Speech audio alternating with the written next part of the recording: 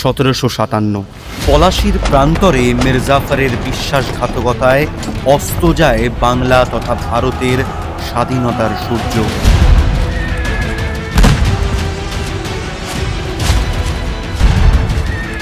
সেই হারের সঙ্গে শুরু হয় ভারতের দীর্ঘ পরাধীনতার ইতিহাস।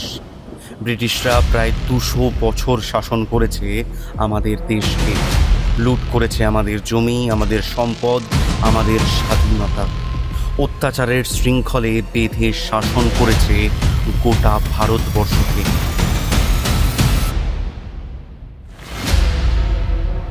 কিন্তু ভারতবাসী তথা বাংলার মানুষ ব্রিটিশদের এই অত্যাচারের সামনে কখনো মাথা নত করেনি। সন্ন্যাসী ফকির বিদ্রোহ থেকে সাঁওতাল বিদ্রোহ, মহাবিদ্রোহ থেকে নীল বিদ্রোহ, বঙ্গভঙ্গ বিরোধী আন্দোলন থেকে স্বদেশী আন্দোলন, ভারত ছাড়ো আন্দোলন থেকে আজাদ হিন্দ ফৌজ বা চট্টগ্রামের সশস্ত্র আন্দোলন, বাংলার একের পর এক স্বাধীনতা সংগ্রামীর রক্তে লেখা হয়েছে ভারতবর্ষের স্বাধীনতার ইতিহাস। A moment comes which comes but rarely in history, when we step out from the old to the new, when an age ends and when the soul of a nation long suppressed। 1947 সালের 15ই August বহু ত্যাগ, রক্ত, আত্মবলিদানের বিনিময়ে আমরা পেয়েছি স্বাধীনতা। সেদিন ভেবেছিলাম আর কোনো শাসক, আর কোনো বিদেশি শক্তি আমাদের অপমান করবে না, এই ভারতের বুকে বিভাজন নীতি কার্যকর করতে চাইবে না।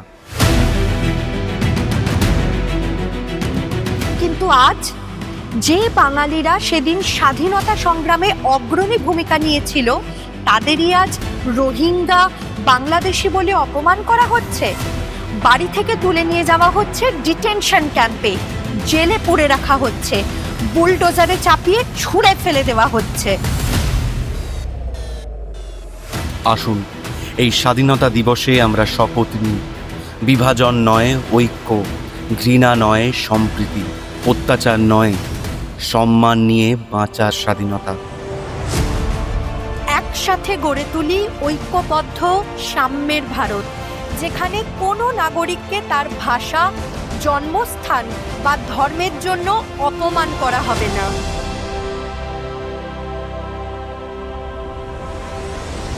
জয় হিন্দ, জয় বাংলা।